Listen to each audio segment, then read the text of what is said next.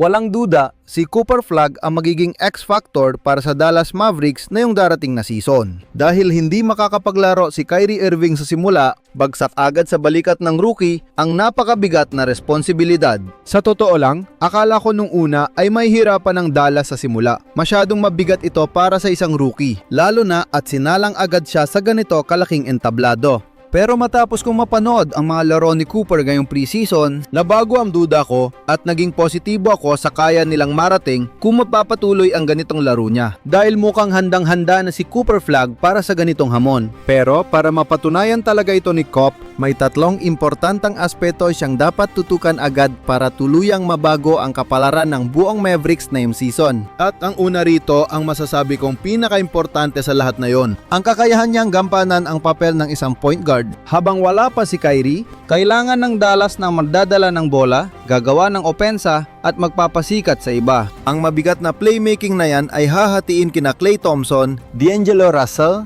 FK Cooper Flagg. Noong madraft pa lang siya, nilinaw na agad ni head coach Jason Kidd na gusto niyang subukan ang rookie sa lalong madaling panahon. Hindi na ito bago. Sa katunayan, nagawa na ito ni Jason Kidd noon. Sa Milwaukee noon, ibinigay niya kay Giannis Antetokounmpo ang bola at ginawa siyang main point guard ng kanilang koponan. Ang hamong yon ang humubog kay Giannis para maging ganitong klaseng superstar ngayon. At ngayon, plano rin ni Jason Kidd na gawin ito kay Coop. Isabak sa mahihirap na sitwasyon para makita kung hanggang saan ang kaya niya. At ang matindi pa rito, gumagana na agad ito sa unang salang pa lang niya ngayong preseason. Kontroladong-kontrolado ni Cooper Flagg ang laro dito. Magandang basa niya, saktong drop-off pass kay Dereck Lively para sa isang madaling two-handed dunk. Pagkalipas ng ilang minuto, dinala niya ang tatlong defender ng Thunder, nag-fake bago ipinasa ang bola kay Dwight Powell. At tingnan niyo ito sa replay, napakaganda ng ginawa niyang pasa. Pagdating ng second quarter, mabilis niyang itinakbo ang bola sa transition para pasikating si PJ Washington para sa foul and one. Yan mismo ang klase ng laro na gustong makita ni Kidd sa koponan ito. Tumakbo agad sa court, hayaan si Cooper na magdesisyon sa laro. At dahil dyan, mas madaling mapupuwersa ng Dallas ang rim gamit ang laking meron sila ngayon. Pero ang mas nakakatakot dito ay ang kanyang versatility sa laro. Hindi lang drop-off passes ang kaya niya. Tulad dito, nakakit niya ang depensa bago ipasa kay Klay Thompson na bakante sa corner para sa 3. At maya-maya lang, naghagis naman siya ng magandang alley-oop para kay Anthony Davis. Ibig kong sabihin, ang ganitong klaseng mga pasa ay nagbibigay ng malaking kapangyarihan sa Dallas. At bihira mo lang itong makita sa isang rookie. Pero mukhang kayang lagpasan ni Cooper Flagg ang lahat ng inaasahan. At ang pinakamaganda pa rito, hindi lang ito pansamantalang papel para sa kanya. Kahit bumalik pa si Kyrie Irving, malaking bagay si Coop bilang katulong sa paggawa ng opensa para sa bagong muka ng Mavericks. Kung itrap man ng kalaban si Kyrie, kayang panatilihin ni Coop na maayos ang daloy ng kanilang opensa.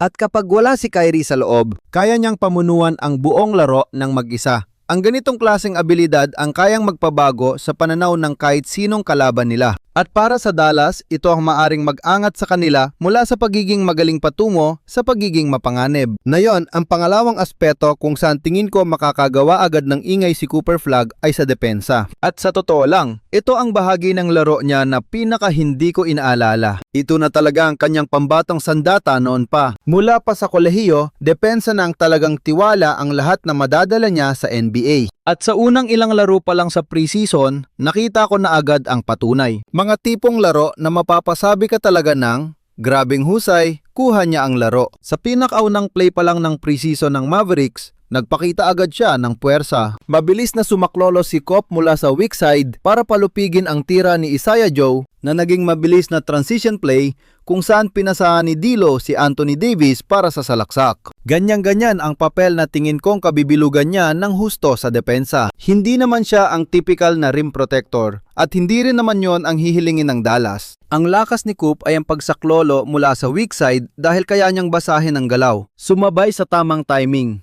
at gamitin ang tangkad para manggulo sa kalaban. Bagay na bagay sa tabi ni na Anthony Davis, Daniel Gafford at Dereck Lively. Napakalaki at nakakatakot ang kanilang magiging frontcourt at malaking bentahe para sa Dallas ang kakayahan ni Cooper na makipagsabayan sa mga higanteng ito. At hindi lang ito tungkol sa mga supalpal ha. ipinapakita rin niya ang kanyang talino sa pag-agaw ng mga pasa ng kalaban. Gaya rito, hinarang niya ang pasa na para sana kay Mason Plumlee at mabilis na ipinasa kay Dwight Powell para sa isang madaling puntos sa kabilang panig. Ang ganitang mga play ang talagang aasahan ng Dallas sa kanilang depensa. Nagagamit ng mas mapang-ahas na mga diskarte at papayagan sina Copp at Anthony Davis na sumuga sa depensa dahil may nakabantay na Gafford at Lively sa likod. Sa totoo lang, dahil sa tindi ng lalim ng depensa ng Dallas Mavericks na yon, hindi ito ang pinakaimportanteng bagay na dapat agad na matutunan ng husto ni Cooper, ngunit ito naman ang bagay na likas na napakadali para sa kanya. Kaya habang ang kanyang playmaking at shooting ay dadaan pa sa proseso, tiwala akong ang depensang ito ay maasahan na agad ng Dallas mula unang araw.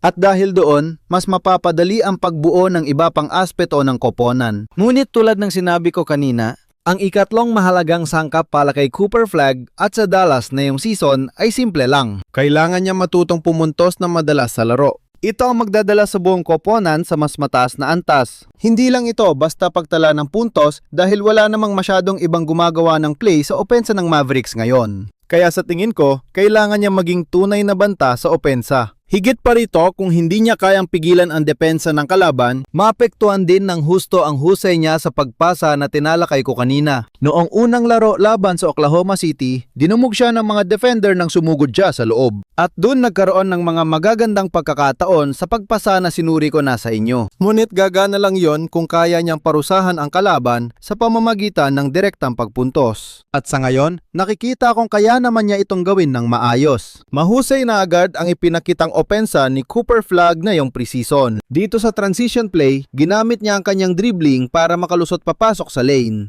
Sa kanya inilagan ang katawan ng defender para tapusin ang play sa ring. Dito naman sa half court, pagkatapos ng screen ni PJ Washington, kumpiyansa siyang bumanat ng tres, pasok na pasok. Makalipas ang ilang play, gamit naman ang screen ni AD, tumira ulit siya. Swish na naman. Ganyang klaseng mga tira na sinabayan pa ng playmaking ang dahilan kung bakit napakahirap niyang depensahan. At hindi pa doon nagtatapos ang lahat. Sa pangalawang laro ng preseason, sinimula na talaga niyang ilabas ang kanyang matitinding galaw. Galing sa screen ni Derek Lively, kalmado siyang tumalon para sa isa pang swak na tres. Pagkatapos ng supalpal ni Washington, mabilis na tumakbo si Flagg para tapusin ang isang lob. Galing kay D'Angelo Russell. Napakalinis na transition play mula sa Dallas. Pinapakita rin niyang kaya niyang samantalahin ang mismatch katulad dito laban kay LaMelo Ball. Nagpakitang gila siya at bumanat ng isang napakakitang mid-range jumper na pang-highlight talaga ang dating. Pagkatapos, hinarap niya si Miles Bridges gamit ang fadeaway para sa mahirap na long two. Pang-veterano na ang ganyang klase ng kumpiyansa. At kung isasama mo pa yan sa lahat ng magagandang ginagawa niya, magkakaroon ang Dallas ng isang kakaibang armas na yung season. Kapag pinagsama mo ang tatlong haliging ito, ang depensa, ang playmaking, at na yon ang tala sa pag-score, makikita mong magiging napaka-espesyal ng takbo ng Dallas, lalo na sa mismong simula pa lang. Hindi ito yung rookie na maghihintay ka pa ng 2 taon bago sumikat. Nakukuha na niya agad ang tiwala sa opensa at depensa, at sa tindi ng mga talentong nakapaligid sa kanya sa Dallas, malinaw na ang target talaga nila ay manalo na ngayon. Kung seryoso talaga silang gumawa ng matinding ingay sa playoffs, malinaw na si Cooper ang magiging susi rito. Sa totoo lang, sa lahat ng pinakita niya ngayon, isusurat ko na ang pangalan niya para sa Rookie of the Year dahil talagang ganoon siya kagaling. Oo nga, at hinarap lang nila ang second at third unit ng Thunder sa unang laro. Pero ang mga desisyon niya sa loob ay kakaiba para sa isang napakabatang manlalaro. At nung laban sa Hornets, ang galing niyang mag-isa na gumawa ng punto sa harap ng depensa. Hindi lang basta kahanga-hanga yon. Napaka-espesyal talaga. Kaya ano nga ba ang ibig sabihin nito para sa Dallas Mavericks na yung season? At gaano ba talaga kalakas ang koponang ito sa totoong buhay? Sa totoo lang, sinabi ko na ito dati at uulitin ko ulit na yon. Naniniwala ako na ang Mavericks ang isa sa pinaka-underrated na koponan ngayong taon. Ang depensa pa lang nila ay sapat na para maging mapanganib sila. Para sa akin, dapat ay pasok sila sa top 10 doon. At may malaking tsansa rin na makapasok sila sa top 3. Napakalalaki ng kanilang mga manlalaro pero mabilis pa rin gumalaw para mag-switch at magdepensa. Tingnan nyo si Anthony Davis. Kaya ng depensa niya na magbuhat ng buong koponan. Sa loob ng maraming taon, siya lang ang nagpapanatili sa depensa ng Lakers kahit paano, siya na talaga ang buong sistema nila. Kaya niyang protektahan ang rim, magbantay ng one-on-one, at sumabay sa mga maliliksing guard sa labas. Pero sa Lakers, kailangan lagi siyang nasa ilalim ng ring sa bawat pagkakataon, kaya hindi niya masyadong nagagamit ang angkin niyang husay sa paggawa ng depensa. Pero ngayon sa Mavericks, ang paglipat sa kanya sa power forward ay magbibigay daan para maging mas malaya siya sa court. Mas pwede na siyang sumugal at maging agresibo sa laro para mas maipakita ang galing niya sa depensa dahil may isa pang rim protector na nakaabang sa likod niya. Ganyang klaseng sistema ang kayang magpalabas ng tunay na bagsik ng isang pambihirang defender at syempre ang lalim ng bench nila. Sa totoo lang, baka ito na ang pinakamalalim na roster sa liga ngayon. Galing sa bench, andyan sina Washington, Christie, Marshall at maging si Daniel Gafford. Sila yung mga player na madaling magiging starter sa ibang koponan sa liga pero bench player lang sila dito sa Dallas. At ito ang nagpapatakot sa depensa ng koponang ito kahit nakaupo pa ang mga starter. Kaya nilang panatilihin ang tangkad at bagsik ng depensa sa court sa lahat ng pagkakataon. At kapag nakarecover na sila sa mga injury, tingnan nyo ang starting five.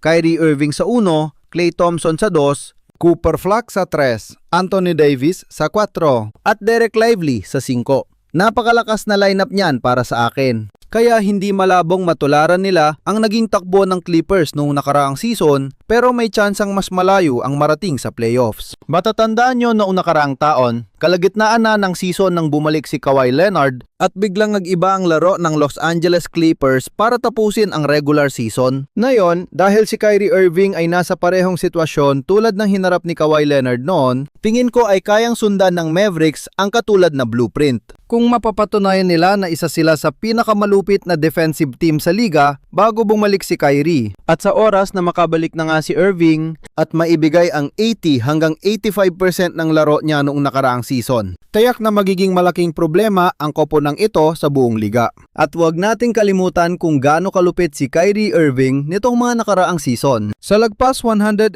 na laro niya sa Dallas nitong 2 taon, nagtala siya ng 25.2 points, 4.9 rebounds at assists kasama ang 1.3 steals bawat laro nang may matinding efficiency. 41% sa 3-pointers at 56% na effective field goal shooting. May matibay na rason para sabihing ang nakaraang 2 season ni Kyrie Irving ang pinakamahusay sa kanyang karera. Kaya kahit bumalik siya at hindi lubos na maabot ang antas na yon, sabihin nating mag-average siya ng 20 points bawat laro nang may kaunting bawas sa efficiency. Sapat pa rin yon. Depende na lang sa kung gaano kahusay ang magiging unang taon ni Cooper Flag. Dahil dito, isang Dallas sa 6 na koponang sa tingin ko ay magiging mas malakas kaysa sa inaasahan na marami na yung season. At kung gusto ninyong makita ang buong detalye tungkol sa iba pang 5 na koponan, na tingin ko ay masyadong minamaliit ng marami bago magsimula ang season na ito, maaari ninyong panurin ang buong breakdown video na yan dito mismo.